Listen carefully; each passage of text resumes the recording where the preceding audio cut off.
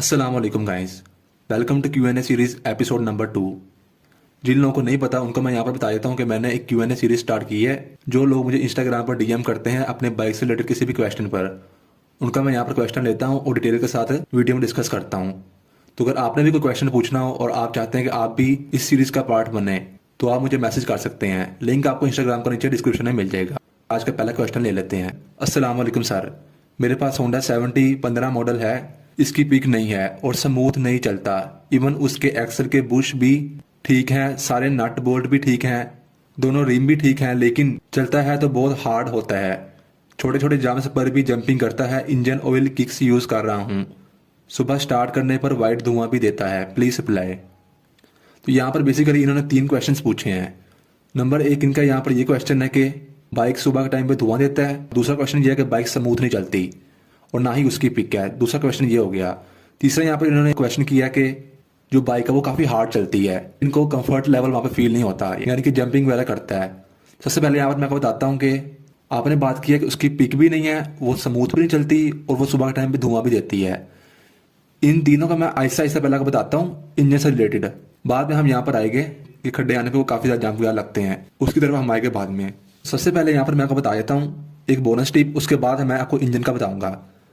सबसे पहले अगर आपकी बाइक धुआं भी दे रही है, उसकी पिक भी नहीं है और स्मूथ भी नहीं चलती, सबसे पहले तो आपने ट्यूनिंग करानी होती है। ठीक है, ट्यूनिंग में उसके जो मेन चीज़ है वो आपने वहाँ पर टैपर चेक करने हैं। अगर आपके टैपर से बिल्कुल आउट हुए हैं, सही तरीके से वो एडजस्ट ना किए गए हों, तब भी आपकी बाइक स्मूथ भी नहीं चलती, ज़्यादा पिक भी नहीं पकड़ती और थोड़े थोड़े चांसेस होते हैं कि बाइक आपको सुबह के टाइम पे चूंकि सही तरीके से स्टार्ट नहीं होती तो वो वहाँ पर धुआं भी देती है। अगर आपने यहाँ पर टैपर से इसके मुकम्मल तरीके से चेक कर लिए हैं, उसके बाद भी ये तीनों प्रॉब्लम्स हैं इंजन की, उसमें मैं आपको बताता हूँ। पहले हम बात करते हैं इसकी स्मूथनेस और पिक की। देखिए, सबसे पहले तो आपने अपनी बाइक के क्लच प्लेट्स को चेक करना होता है कि इसकी जो क्लच प्लेट्स हैं वो ठीक है या नहीं है। अब क्लच प्लेट्स अगर ख़राब होती हैं तो उसका यहाँ पर कैसे चेक कर सकते हैं। यहाँ पे जब भी आप बाइक में किसी भी गियर में जब आप उसकी स्पीड बढ़ाते हैं तो वो मजीद आगे नहीं जाते। जैसे कि अगर आप तीसरे गियर में बाइक चला रहे हैं तो वो 40 पे या 45 पे जाकर ही वहाँ पर स्टक हो जाती है, उससे आगे वो जाने की कोशिश ही नहीं करती। जब आपको ऐसा महसूस हो कि आप बाइक की स्पीड बढ़ा रहे हैं, वो आगे जाने के बजाय पीछे पीछे की तरफ आ रही है, तो तब वहाँ पर क्लच प्लेट्स खराब होती हैं। लेकिन मे भी आपकी वो ना खराब हो। अगर आपको ऐसा लगता है कि बाइक की जो स्पीड है वो तो ठीक है, यानी कि बाइक आगे जाने की कोशिश कर रही है, लेकिन फिर भी आपको वाइब्रेशन वगैरह या स्मूथनेस फील नहीं होती, तो आपकी जो बाइक का जो वेट है, कनेक्टिंग नाट जो वेट होते हैं, उस वेट के जो बैरिंग है वो वहां पर खराब हो सकते हैं। ठीक है, एक तो ये चीज होगी। अब यहाँ पर बात करते हैं कि आपकी बाइक सुबह सुबह हल्का का धुआं देती है। अगर आपकी बाइक सुबह के टाइम पे हल्का का धुआं देती है, उसके बाद वो बिल्कुल ठीक चलती है। इस क्वेश्चन में आपने मुझे ये नहीं बताया कि इसका जो आपने ऑयल है जब आप निकलवाते हैं तो वो कितना निकलता है। सुबह के टाइम थोड़ा थोड़ा धुआं भी देती है और ऑयल भी अगर कम निकलता है, तो आपने वहां पर क्या करना है कि 20W50 ग्रेड का इंजन ऑयल यूज करके देखना है। अगर ज्यादा आपकी बाइक धुआं नहीं देती, इंशाल्लाह आपकी प्रॉब्लम वहां पर सोल्व हो जाएगी। एक और पॉइंट है वो बिल्कुल डिफरेंट है। वो ये पॉइंट है कि आपको जंप पर आने पर काफी ज्यादा उसकी जंपिंग वगैरह होती है। इसका मैं आपको बताता हूँ। रिम का यहाँ पर जंप के साथ ताल्लुक नहीं होता। रिम तो अगर आपके टेढ़े होते हैं तो आपकी बाइक चाहे प्लेन रोड पर जा रही है तब भी वो वहां पर बबलिंग करेगी। इनका कहने का मकसद ये है कि जंप वगैरह काफी ज्यादा लगते हैं। तो इसमें मैं सबसे पहले आपको बता देता हूँ कि जो आपके शॉक्स हैं अगले पिछले, इनकी आप यहाँ पर सर्विस करवाएं। अगर आप कहते हैं कि हाँ मेरी ये सर्विस हुई हुई है और उसका जो ऑयल वगैरह वो पूरा है, जो कि शॉक्स का ऑयल होता है, तो फिर ऐसा हो सकता है कि आपकी जो शॉक्स के रोड है वो वहां पर टेढ़े हो सकते हैं। नंबर 1 तो आपने शॉक जब खुलवाना है तो आपने चेक करना है कि उसका जो पंप है वो वहां पर ठीक हो, और आपने चेक करना है कि अगर आपकी जो रोड है वो वहां पर टेढ़े हैं, क्योंकि अक्सर बाइक थोड़ी बहुत लगती है तो वो वहां पर टेढ़े हो जाते हैं, तो आपने रोड्स को चेंज करना होता है। आपने ये मुझे नहीं बताया कि आपने शॉक्स की जो सर्विस है वो आपने करवाई है कि नहीं करवाई। तो आई होप आपका यहाँ पर कुछ ना कुछ पॉइंट क्लियर हो गया होगा। अगर आपको कोई और क्वेश्चन पूछना तो आप दोबारा पूछिए, मुझे जाकर इंस्टा पे आप डीएम कर सकते हैं, मैं आपको दोबारा समझाने की कोशिश करूंगा। So move to the next question. Next question यहाँ पर एक क्वेश्चन में 2 बातें पूछी गई हैं, एक इंजन के बारे में है और दूसरी यहाँ पर वायरिंग के बारे में है। सबसे पहले हम यहाँ पर मैसेज को पढ़ लेते हैं। CD70 2008 मॉडल रिंग पिस्टन और क्लच प्लेट्स चेंज की है, लेकिन 60 से ज्यादा स्पीड नहीं जाती और इंडिकेटर्स, हेडलाइट, बैकलाइट, हॉर्न अचानक खुद व खुद ही काम करना बंद कर जाता है। बैटरी भी चेंज करवाई है लेकिन मसला हल नहीं हुआ, इसका कोई हल बता दें। सबसे पहले हम यहाँ पर बात करते हैं कि आपने क्लच प्लेट्स का, पिस्टन का यहाँ पर काम करवाया है, उसके बाद 60 के बाद वो 60 से ऊपर वो नहीं जा रही। आपको यहाँ पर जब भी रिंग पिस्टन का काम करवाना होता है आपने आप 500 किलोमीटर तक उसको आराम से चलाएं, उसके बाद आपने दोबारा उसको टैपर्स को चेक करवाना होता है। तो अब आपने यहाँ पर क्लच का काम भी सारा करवा लिया है। मैं यहाँ पर ये एज्यूम कर रहा हूँ कि आपका यहाँ पर काम सही तरीके से हुआ है। अब अगर आपने यहाँ पर क्लच का काम भी करवाया है, क्लच प्लेट्स आपने सारी नई डलवाई है और क्लच बॉक्स को चेक किया है, उसके बाद आपने पिस्टन का भी काम करवाया है, तो यहाँ पर अमूमन देखा जाता है कि बाइक में इतनी प्रॉब्लम नहीं आती, बाइक चलती रहती है। आपने यहाँ पर ये बात की है कि 60 से ऊपर जा नहीं रही, आपने ये नहीं कहा कि 60 के ऊपर वाइब्रेशन कर रही है। मैं यहाँ पर ये समझ रहा हूँ कि 60 के ऊपर जा ही नहीं रही।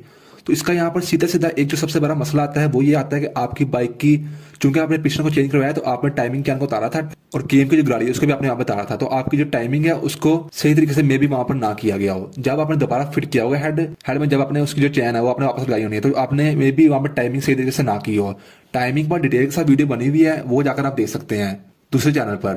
अक्सर क्या होता है कि जब भी हम हेड का काम करवाते हैं उसके बाद जब हम हेड बंद करते हैं, इंजन बंद करते हैं, तो टाइमिंग सही तरीके से नहीं करते हैं, तो फिर वहां पर बाइक अगर तो थोड़ी सी टाइमिंग आउट हो तो क्या होता है कि आपकी बाइक की स्पीड में प्रॉब्लम आती है। अगर टाइमिंग काफी ज्यादा आउट हो जाती है तब तो वहां पर आपका वाल भी टेढ़ा हो जाता है, ठीक है, वो तो फिर बहुत मसले होते हैं। लेकिन यहाँ पर अगर आपकी टाइमिंग थोड़ी सी आउट है, सिर्फ 1 या 2 पॉइंट ऊपर या नीचे है, तो उससे बाइक चलती तो रहती है लेकिन उसकी वहां पर पिकअप बहुत कम हो जाती है। जब आप किक लगाते हैं तो वो खींच के ऊपर वापस से दोबारा से आती है। टाइमिंग आपने सबसे पहले चेक करनी है कि आपने जहां से भी काम करवाया, आपने खुद काम किया, तो आपने जब इंजन बंद किया है तो उसकी जो गाड़ी है उस पर जो निशान लगा होता है और जो हेड के ऊपर निशान लगा होता है, क्या वो आपस में मैच है या नहीं है। इस पर डिटेल से वीडियो बनी हुई है टाइमिंग चैन वाली भी, वो आप जाकर दूसरे चैनल में जाकर देख सकते हैं। टाइमिंग सबसे पहले आपने चेक करनी है, बिकॉज आपने खोला है, आपसे सही तरीके से गया टाइमिंग वहां पर ना हुई हो। ये सारी जो मैंने बात बताई है, ये सारी बातें उस स्टेप के बाद में है जो स्टेप आपका ट्यूनिंग वाला है। मे बी आपकी बाइक में जो फिल्टर है, जो एयर फिल्टर है, वही बांध दो। अगर तो वही बांधा है तो वो तो एक पहला स्टेप है ना। सबसे पहले तो आपने ये देखना होता है कि आपकी बाइक की ट्यूनिंग मुकम्मल हुई हो, ठीक है। तो अब यहाँ पर इन्होंने इसी में दूसरा एक सवाल पूछा, ये भी मुझसे बहुत से लोग पूछते हैं, इसको मैं यहाँ पर लाजमी क्लियर करूंगा। इंडिकेटर्स, हेडलाइट, हॉर्न वगैरह ये अचानक खुद ब खुद बंद हो जाते हैं, जबकि मैंने बैटरी भी चेंज करवा के देखी है। अब इसमें मैं आपको यहाँ पर बताता हूँ, चूंकि इन्होंने लिखा है कि हेडलाइट और बैक लाइट भी बंद हो जाती है, तो अब यहाँ पर सारा जो इसकी कमांड की शक्ल है वो सारी चेंज हो जाती है। यहाँ पर इन्होंने लिखा है कि हेडलाइट और बैक लाइट जो कि रेस इंजन वाले जो करंट पे चलती हैं उस पर भी वो भी अक्सर बंद हो जाती हैं। अगर हमेशा इससे हट के मैं आपको बताता हूँ, आपकी बाइक में आपके इंडिकेटर्स, हॉर्न वगैरह बंद होते हैं, सिर्फ इंडिकेटर्स, हॉर्न और बैक लाइट वो वाली जिसमें आप ब्रेक प्रेस करते हैं तब लाइट चलती है। यानी कि जो चीजें आपकी बैटरी पर चलती है स्टील करंट पर, अगर वो आपकी अचानक बंद होती है, खुद चलने लग पड़ती है, वहां पर सिर्फ 2 वायर्स की प्रॉब्लम आती है। इस कमेंट की बात नहीं हो रही, वहां पर सिर्फ और सिर्फ 2 तरह की वायर्स की प्रॉब्लम आती है। दोबारा सुनिए, अगर आपके वो वाले बल्ब्स, वो वाली चीजें बंद अचानक हो जाती है जो कि स्टील करंट पर चलती है, जो बैटरी करंट होता है, तो वहां पर अक्सर दो वायर से प्रॉब्लम आती है। नंबर 1 रेड कलर की वायर, नंबर 2 ब्लैक। अब रेड कलर की वायर कहाँ कहाँ होती है? एक बैटरी जहां लगती है वहां पर होती है, एक हेडलाइट में होती है और एक आपके रेक्टिफायर वाले पोर्शन में होती है। इन तीनों जगहों में से कहीं से भी वो एक जो पॉइंट होगा वो उसका वहां पर लूज होगा, तो आपने उसको टाइट करना है या आपने चेक करना है कि वहां पर जंग लगा कि नहीं लगा हुआ, ठीक है। रेड कलर की जो वायर होती है, ये 3 आपको चेक करनी है। एक रेक्टिफायर में रेड वायर लगी होती है, एक आपकी हेडलाइट के अंदर होती है और एक आपके जहां पर बैटरी लगती है। इन तीनों में से कहीं से भी अगर आपको जंग लगा हुआ है या कहीं से डैमेज हुई है तो आप वहां से इसको रिपेयर कर सकते हैं, क्योंकि जब ये करंट बंद होता है तो आपकी हर वो चीज बंद हो जाती है जो स्टील बैटरी करंट पे चलती है। और नंबर 2 ब्लैक वायर। क्यों ब्लैक वायर? इसलिए रेड कलर की जो वायर होती है उससे करंट जाता है ब्लैक कलर के वायर के अंदर जब आप स्विच को ऑन करते हैं, ठीक है। तो बेसिकली करंट दोनों स्टील पॉजिटिव के ही होते हैं। अब ब्लैक के यहाँ पर एक ही प्रॉब्लम आ सकती है, क्या कि आपकी हेडलाइट के अंदर ब्लैक कलर का एक क्लिप होता है, उसके जो मेन वायर आ रही होती है स्विच में से, वो वहां पर जांगा लगा होता है या वो वहां से डैमेज होता है। तो ये 2 बार आपने देखनी है। लेकिन जो इन्होंने पूछा है वो पूरी एक चीज डिफरेंट है। इन्होंने क्या पूछा है? इन्होंने कहा कि हेडलाइट, बैकलाइट, हॉर्न अचानक खुद ब खुद बंद हो जाते हैं और इंडिकेटर्स भी इन्होंने कहा है। अब इसमें तो बैकलाइट और हेडलाइट में तो होता है इंजन का करंट, उसकी वायर होती है हमेशा येलो कलर की। इंडिकेटर्स और जो हॉर्न वगैरह की वायर्स होती हैं वो भी डिफरेंट कलर की होती है, लेकिन उनमें होता है स्टील करंट बैटरी वाला। अब इसमें ऐसा तो नहीं ना हो सकता कि आपकी एक साथ 5-6 वायर्स इकट्ठी जल जाएं। ऐसा नहीं कि आपकी इंडिकेटर की जो अलग वायर पॉजिटिव आ रही है वो भी जल गई हो, हेडलाइट की भी जल गई हो जो अलग से आ रही है, बैकलाइट की भी जल गई हो, ये सारी एक साथ तो जल नहीं सकती। एक साथ अगर आपकी यहाँ पर बंद हो जाती है तो इसमें क्या प्रॉब्लम है कि आपका एक बाइक के अंदर क्लिप है अर्थ का जो होता है नेगेटिव पॉइंट, इसको हम यहाँ पर ग्रीन कलर के वायर के साथ देखते हैं।